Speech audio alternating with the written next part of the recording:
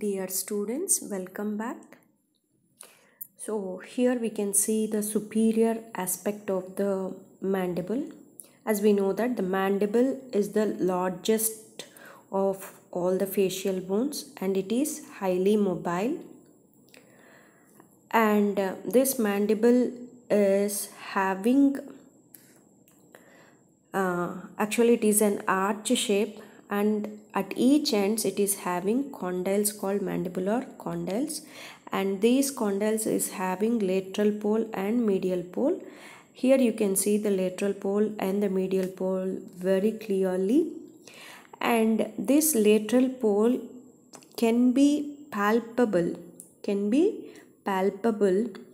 if you put your fingertip into the external auditory meatus and the pad of your finger is pushed anteriorly, then you can palpate the lateral pole of the mandible there. Okay, so the condyles are positioned anterior to the external auditory meatus, and these condyles are sit within the respective mandibular fossa. Okay, and I have told that there is an axis for each mandibular condyle on which the rotation of the mandible is taking place.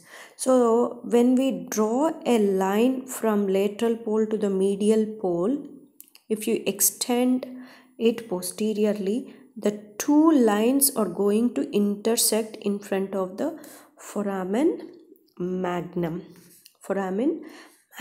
of the skull. Okay, these axis helps in the mandibular rotation. Okay, so that mandibular rotation, when it takes place, we are going to see in the joint kinematics in detail. So you have to know these axes.